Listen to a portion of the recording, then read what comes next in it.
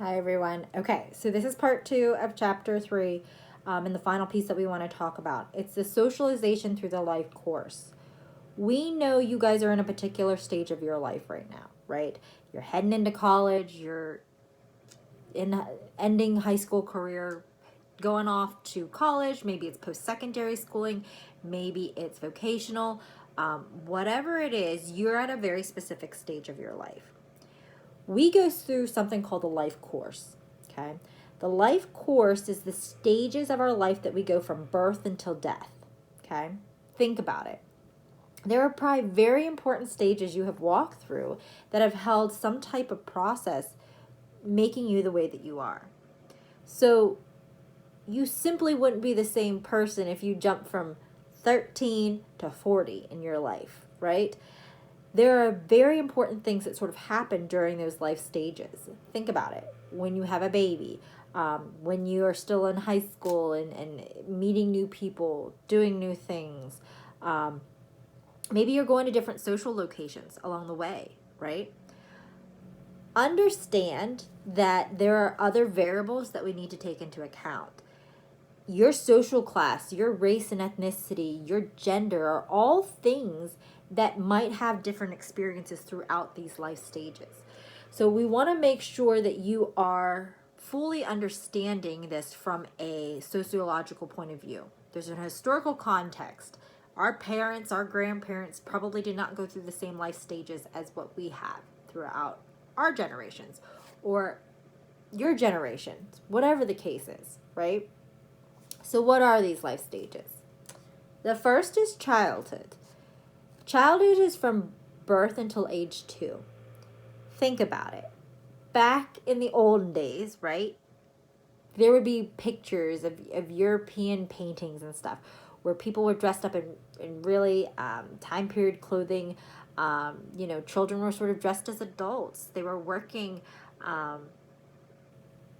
having a different kind of lifestyle than what children, when they're little now, do, right? We see children as more that stage of their life as being very important to their development. Industrialization changed the way that we look at children, right? We aren't having kids working in sweatshops anymore,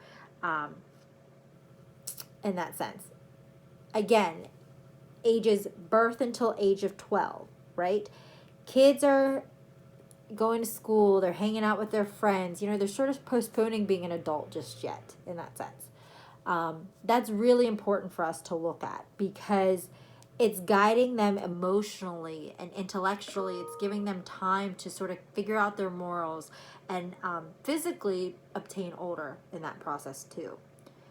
Childhood is more than just the biology of things, right? We're not just growing as physically in that sense, but there are specific things embedded in that. We look at people's lifestyles. How important is that development from the time you're born until your age of 12? Think back on it. What did you do? How were you raised? What was the child rearing that your parents did? Those are all important concepts because those social experiences align to somebody's biological characteristics. We then have adolescence, age 13 to 17. Okay. Think about it.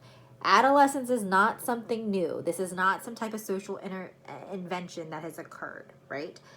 Adolescence is that new stage of life, right? Where there's an uncertainty, there's sometimes rebellion happening, there's inner turmoil sometimes that's occurring because you're trying to figure out who you are, right?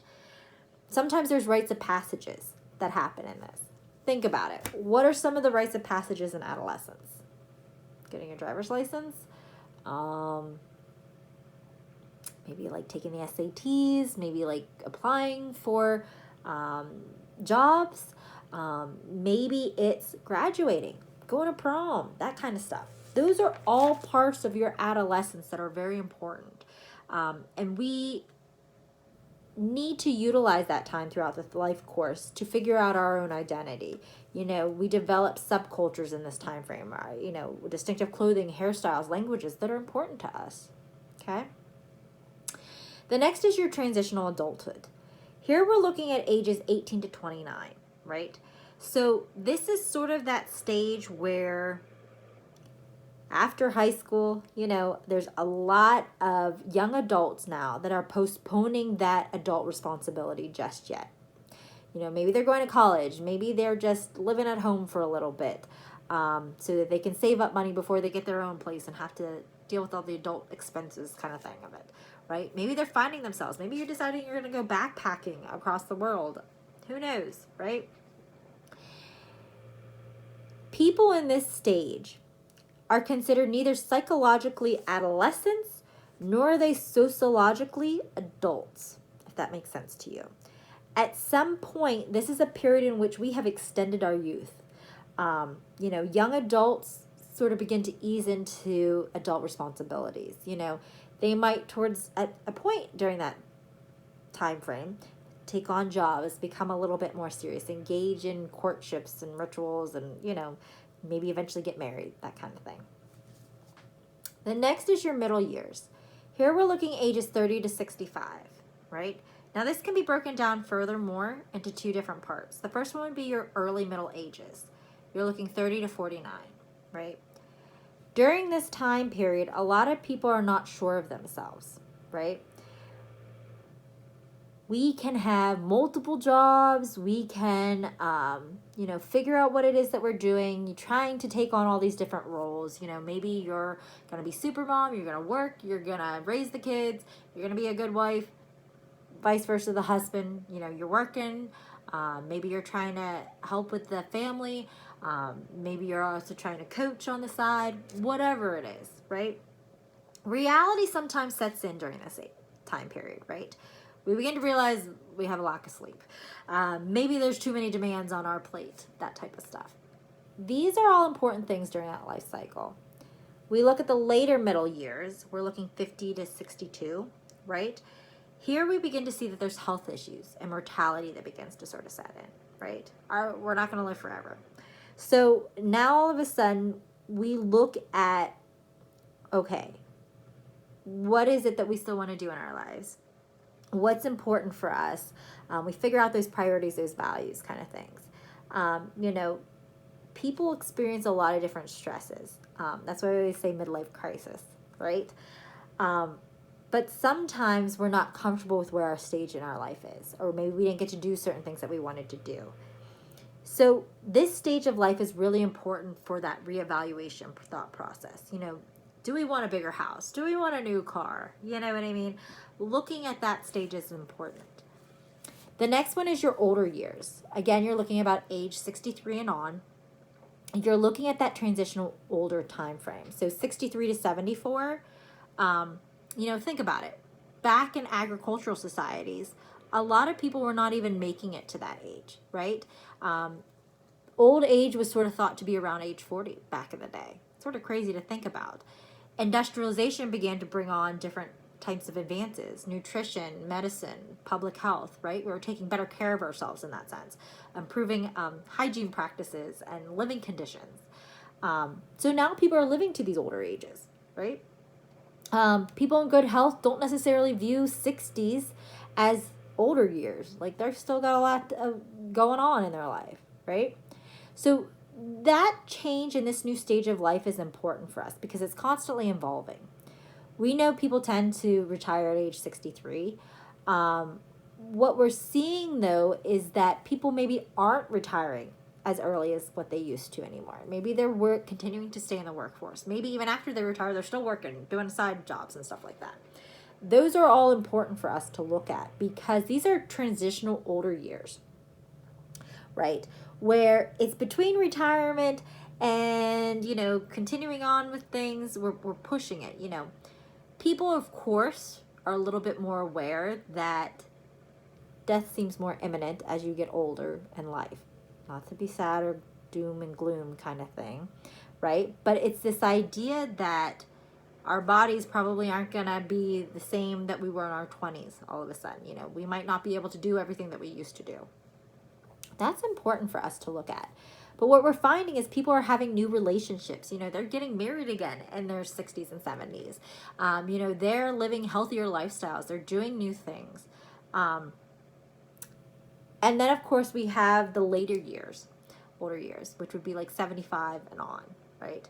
So a lot of times people are physically declining slightly, but they are also looking at things where they know this is sort of like the last stage in their life. So they're looking at things a little differently than they did in previous stages. Why do we talk about this stuff? I want you guys to understand, in anything that we talk about in sociology, what we're doing is we're trying to evaluate how you guys are looking at the development of things. There are things outside of just biology happening that are affecting us as who we are and how we become the people that we are. You know, there are individual factors like who am I going to marry? Where am I going to live? You know what I mean?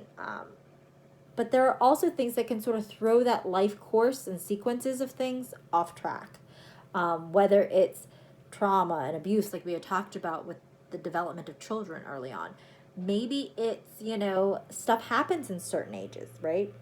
There are other things that impact it. Maybe it's the race or gender. You might have had very different experiences because of that versus somebody else. Social class, social location, where you're living. Does that impact who you are and what you become? So the final question is, are you a prisoner of socialization?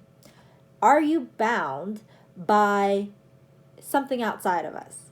The answer to this is not always simplistic, right? There are definitely outside influences that I think we need to look at. You know, we don't always realize that we're not merely socialization experiences. You know, socialization influences our behaviors and our environments and everything else. We act upon those and we develop who we are, our self-concept as a result of that.